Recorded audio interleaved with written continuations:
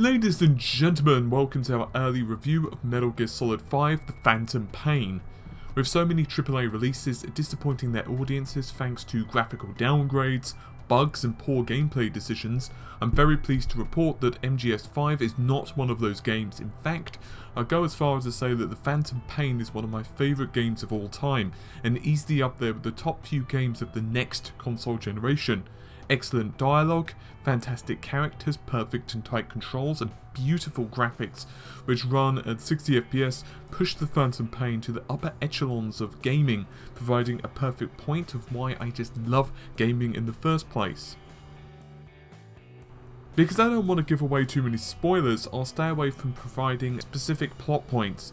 When it was confirmed that David Hayter would no longer be portraying the big boss, also known as Snake, and instead voice duties would fall to Kiefer Sutherland, I did have my doubts.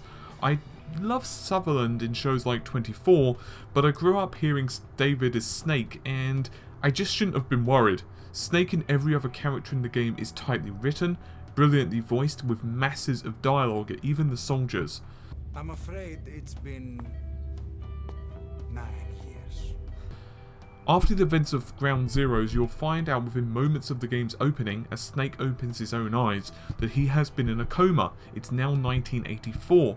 After the hospital is attacked by an elite group of assassins known as the Cyphers, you literally are forced to crawl along the floor for the first 10 to 15 minutes of gameplay. Helped by a mysterious friend, you could cut the tension with a knife.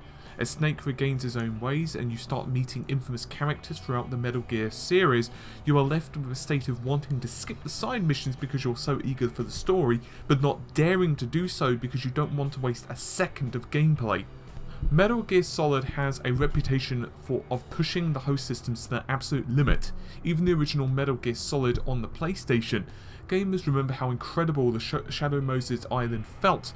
Metal Gear Solid 5 The Phantom Pain feels very much the same.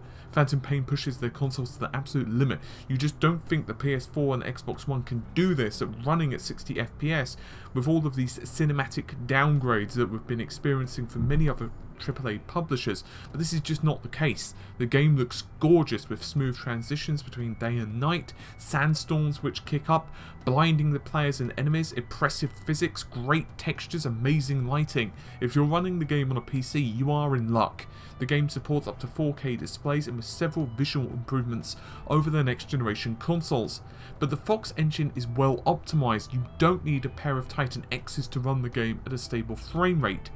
We will be continuing our comparisons over the next week or so with lower range GPUs so you can get an idea of just how well the game will run on your system. The big boss is one of the most responsive, controllable and sensible playing characters that I've ever used.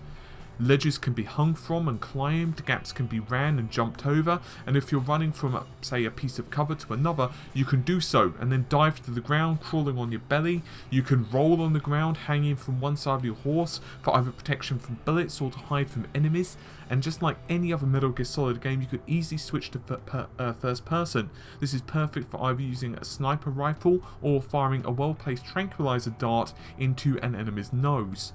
The game lets you fully customize your weapon's loadout, and as the game progresses, there are some minor spoilers here for the next few seconds, which are covered in the game's manual, so they're very minor. You will unlock what is known as the Mother Base. Mother Base allows you to start recruiting your own army. Research weapons, technology, upgrade your helicopter, you can expand your base, gather materials and choose just how you really want to play the game. You're able to return to an area you've completed, maybe to try out a side mission you didn't finish. The usual Metal Gear Solid rules do apply. Silencers break after so much usage, tranq darts run out quickly and you can only carry so much with you in a mission. Fortunately, you can resupply at any time during the mission, but that does cost you money and resources, so do so smartly. If you are wondering, the game is certainly best played with tactics and stealth in mind, but after purposefully alerting guards on several occasions, such as blowing up an oil drum, I found that I was rarely punished for my decisions. Sure, you can do things stealthily, but if you choose to murder a small country's worth of men to commandeer their mortar equipment, to pummel their radar and communication dishes, that's all you. But once again, the game is probably best experienced pure stealth. Enemies' AI can be a little dense at times, with their visual ranges being a little shorter than maybe what you'd expect, but I have a feeling that this was a purposeful move to reduce frustration. Once they do spot you, however, they will act smartly, using grenades and other such gifts to drive you from behind cover and start flanking you. I must give special mention to the Phantom Pain's CQC, Close Quarter Combat System. While previous Metal Gear Solid games allows you to punch, kick, choke out enemies, Phantom Pain kicks things up 100 notches. A basic combination of punches will knock out an enemy, being close and holding the button will let you grab the enemy, interrogate them, choke them out, kill them, holding them hostage. It feels smooth and natural, and after a bit of practice you will find it difficult not to run up to your friend in real life and yell CQC and choke them until they do admit that they were borrowing your copy of Metal Gear Solid 5 but had broken it and didn't want to tell you. I started this by saying Metal Gear Solid 5 The Phantom Pain is one of my favourite games in recent memory, and I mean it. There were several moments in the game I felt with genuine excitement and emotion, and it sparked memories of how earlier Metal Gear Solid games made me feel. I truly hope this is not the last outing we see of the Metal Gear Solid franchise, but even if so, it is one hell of a send-off. If you're wondering if you should purchase Metal Gear Solid 5, the answer for most gamers is a hell yes. Unless you really weren't a fan of the earlier gameplay of its predecessors, but even then, I'd argue that this one is different enough to try out. Hopefully you've enjoyed the review. It's a little bit different here from our regular style at Red Gaming Tech, but do let me know what you think. Changes and suggestions would be excellent.